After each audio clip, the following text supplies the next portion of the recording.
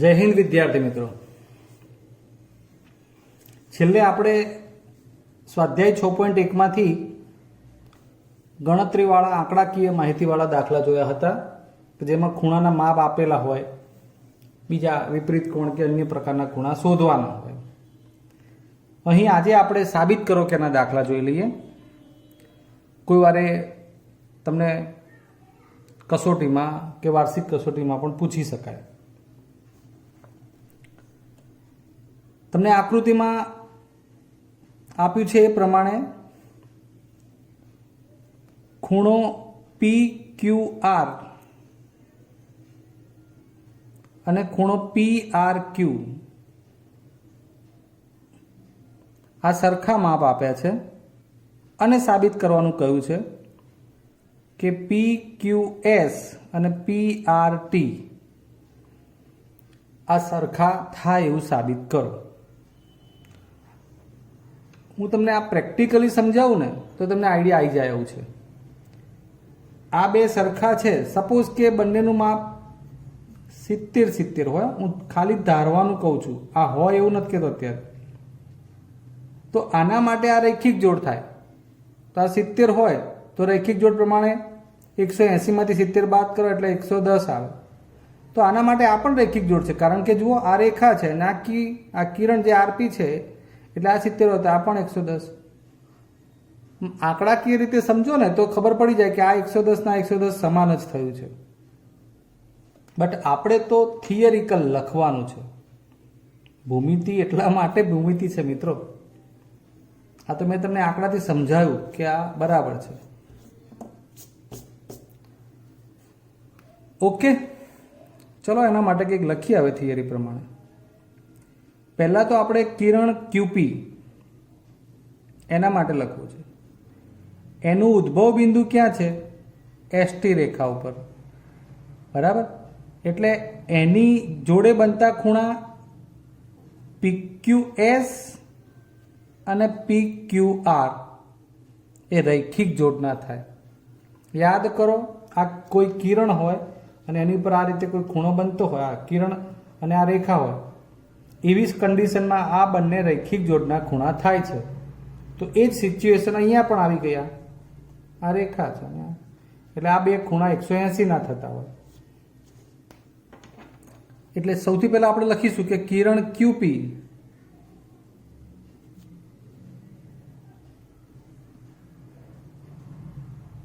એ ક્યાં છે? નું ઉદ્ભવ બિંદુ રેખા ST પર છે. એટલે આપણે આડકતરી રીતે જે વાત કરવી હતી એ કરી કહેવાય કે આ રેખા છે અને આ એક કિરણ છે. માટે આ બેનું ટોટલ 180 થાય. આ બે એટલે ખૂણો PQS વત્તા PQR.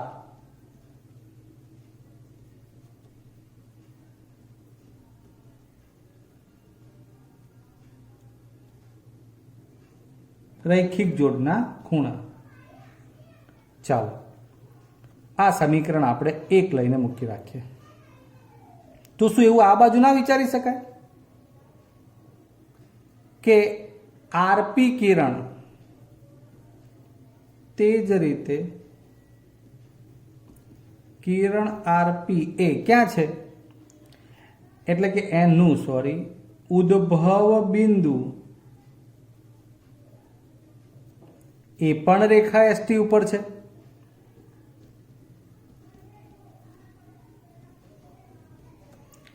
માટે આ બે ખૂણા રૈખિક જોડના ખૂણા, એટલે કે ખૂણો PRQ પ્લસ PRT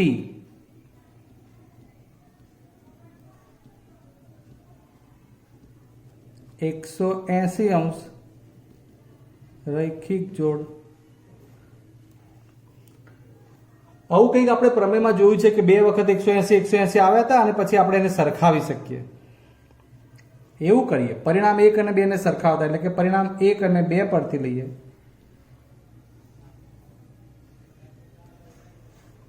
આ 180 વાળું પરિણામ લખીએ. PQS plus PQR. બીજા સમીકરણનું 180 વાળું પરિણામ PRT પ્લસ PRQ. હવે આ બંનેમાં હાલ જોવા જાવ તો PQS સામે નથી, PQR સામે નથી, પણ હવે આપણે પક્ષનું પરિણામ યાદ કરીશું મિત્રો. આમાં શું આપ્યું છે? PQR ની જગ્યાએ શું લખી શકાય? PRQ, અથવા PRQ ની જગ્યાએ શું લખી શકાય? PQR. પક્ષમાં આપ્યું છે એ પ્રમાણે આપણે PQS વત્તા PQR એમને એમ રાખીએ. PRT હવે આનો વારો લઈએ. PRQ આ ખૂણાનું માપ PRQ નું PQR જેટલું લખી શકાય, એટલે અહીંયા લખીએ PQR. કેમ કે ખૂણો PQR બરાબર PRQ પક્ષમાં આપેલ છે. અને હવે આ PQR ડીસ્યુમ માટે શું વધશે તે લખી નાખીએ. તો ખૂણો PQS એટલે આ વધ્યું બરાબર PRT, જે આપણું માંગેલ પરિણામ છે.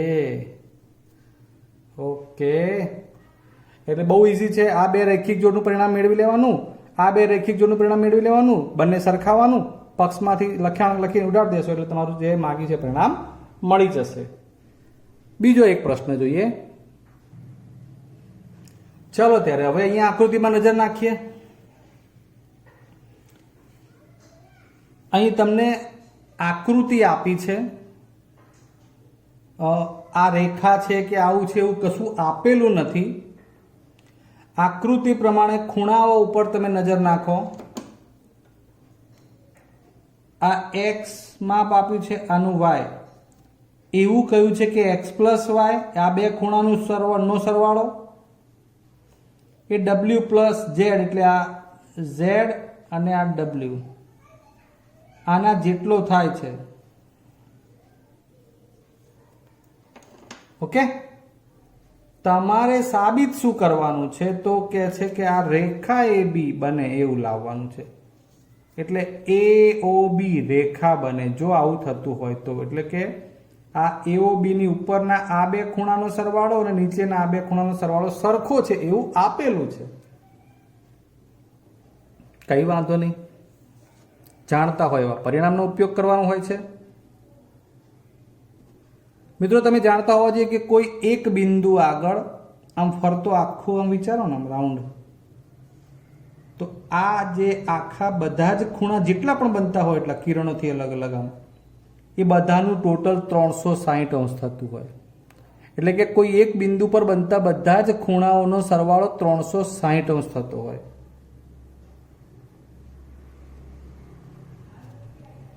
કોઈ એક બિંદુ પર બનતા બધા જ ખૂણાઓનો સરવાળો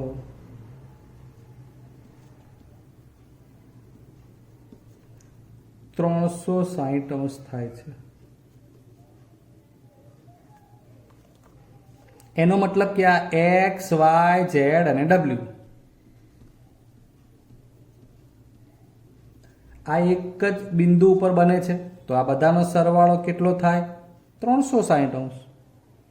બસ ત્યારે હવે આ x, y, z, w પ્રમાણે આપણે કોઈ પરિણામ મેળવ્યું મિત્રો, અને એ પરિણામમાં હવે પક્ષ એન્ટર કરીએ કે ભાઈ x પ્લસ y ની જગ્યાએ w પ્લસ z પણ લખી શકાય અને w પ્લસ z ની જગ્યાએ x પ્લસ y પણ લખી શકાય. તો આપણે એવું કરીએ.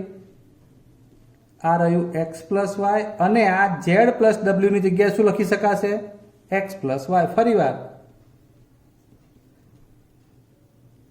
એટલે x પ્લસ y ની પેર થઈ ગઈ 2, આ 1 અને આ 2. સો 2 times x plus y is equal to 360. 2 times. So x plus y is equal to 360 by 2. Then x plus y is equal to 180.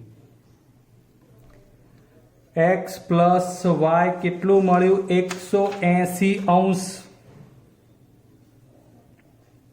હવે કંઈક ભણી ગયેલી બાબત યાદ કરો એટલે તમારું સીધું જ પરિણામ જે જવાબ માગે છે એ મળી જાય. એમાં એવું હતું કે બે આસન્ન કોણોનો સરવાળો 180 અંશ થાય ને, તો એ આસન્ન કોણોમાં સામાન્ય ન હોય તેવી બાજુઓ એક રેખા બનાવે. આ હતી તમારી પૂર્વધારણા 6.2.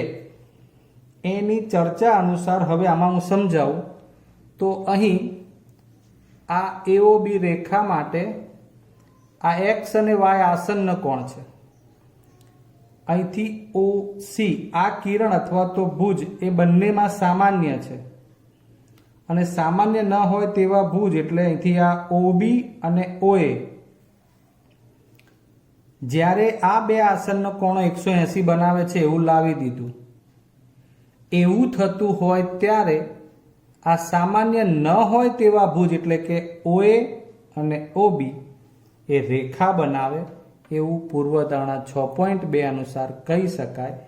માટે આ તમને આખું ટાઇટલ ના આવડે તો આટલું લખવાનું. પૂર્વધારણા 6.2 પ્રમાણે રેખા શું માગ્યું છે? હા, AOB એ રેખા બને. ક્લિયર? આટલું લખો એટલે પૂરા માર્ક્સ મળી જાય. નેક્સ્ટ, આ એટલું જ સરસ સાબિત કરો કે એનું પરિણામ છે. મિત્રો, ખરેખર જેમાં વિદ્યાર્થીઓને છે ને, એટલે કે તમારે જેટલું ભૂમિતિમાં સિદ્ધાંતો, પૂર્વધારણાઓ, પ્રમેય આ બધા ટાઇટલ યાદ હોય ને એ લોકો માટે આ બહુ જ ઉપયોગી છે. આકૃતિમાં આપ્યું છે એ પ્રમાણે POQ રેખા છે. OR કિરણ એ લંબ છે. કોને? આ PQ ને. આ લંબ છે એનો મતલબ આ પણ કાટખૂણો બને અને આ બે ભેગા કરો એ પણ કાટખૂણો જ બને. આ પહેલું યાદ રાખજો જરા, કારણ કે ઘણું અગત્યનું છે. કિરણ OP અને OR વચ્ચે અન્ય એક કિરણ OS આપેલ છે. તમારે સાબિત કરવાનું છે ROS બરાબર 1/3 QOS POS. ત્રણેયના માપ અંદર ઉપયોગ કરવાના થાય, નામ એવું આવે છે. ROS, QOS, POS આ બધું આવે છે. કઈ વાંધો નહીં, આપણને જે આવે છે આપણે એને સ્વીકાર કરીએ.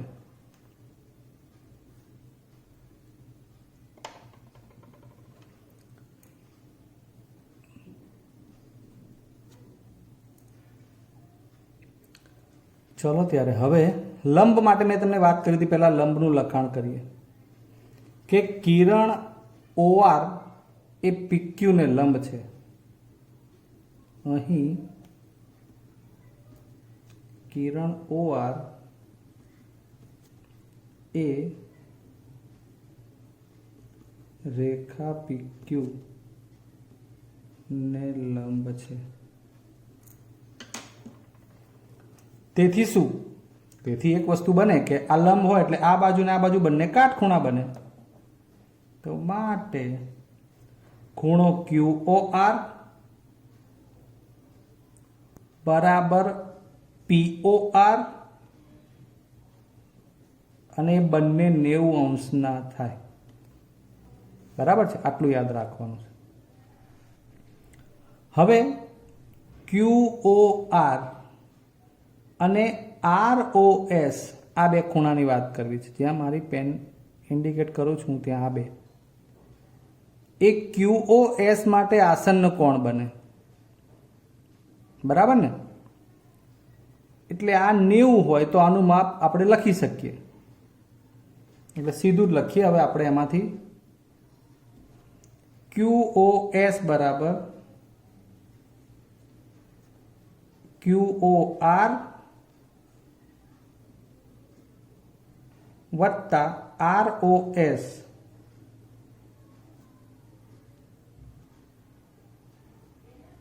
આસન્ન કોણ.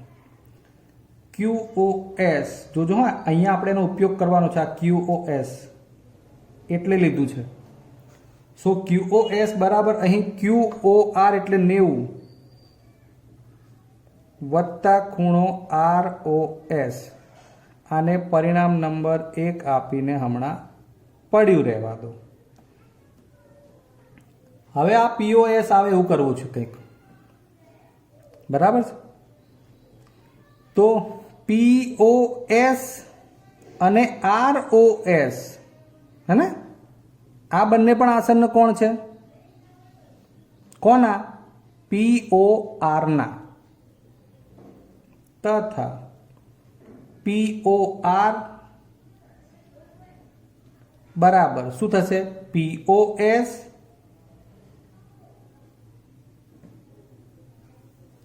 વત્તા POS વત્તા ROS આસન્ન કોણ. ફરી પાછું હવે POR એનું માપ કેટલું છે? 90° છે. અહીંયા લખીશું, બરાબર. ઉપરના મામાં QOR ને એવું હતું, અહીંયા POR ને એવું છે, તો આપણે હજુ લખવું પડશે. POS જે જાણતા નથી વત્તા ROS. હવે આમાંથી મારે POS ને સૂત્રનો કરતા બનાવવો હોય તો આ ROS આને આપણે એ 90 જોડે લઈ જઈએ. એરાનું આ છેલ્લું નિશાન એરો આમ મારે એટલે મતલબ કે આ બાજુ લીધે એટલે 90 માઇનસ ROS થઈ જાય. કોના બરાબર? 90° માઇનસ ROS એ કોના બરાબર થાય? POS બરાબર. એટલે POS બરાબર 90 માઇનસ ROS, એને આપણે સમીકરણ નંબર 2 કહ્યું. હવે ધ્યાન આપો, હવે તમારે બહુ ઝાઝું નથી વિચારવાનું મિત્રો. અહીં તમને શું પૂછ્યું છે? QoS minus POS. બસ, તો પછી આ QoS માંથી POS નું આવું બનાવવા માટે આ રહ્યું QoS. POS એટલે એકમાંથી બેને બાદ કરીએ, પછી સામે જે મળે પરિણામ એકમાંથી બેને બાદ કરતા એટલે કે QoS, ધ્યાન આપજો બરોબર, આ રહ્યું માઇનસ POS બરાબર. ફરી વાર, આ 1 નંબરના પરિણામમાં ડાબી બાજુ QoS છે, 2 માં POS એટલે QoS માઇનસ POS એટલે QoS નું લખીએ તો 90 વત્તા ખૂણો ROS માઇનસ, આ માઇનસ છે માટે POS બરાબર 90 માઇનસ ROS. અહીં માઇનસનું નિશાન છે, 2 પદ હતા માટે મારે આ કૌંસમાં લખવું પડે. હવે એને છૂટું કરીએ ત્યારે જુઓ 90° વત્તા ROS. હવે આ માઇનસ ફરી પાછા 90° વત્તા ROS.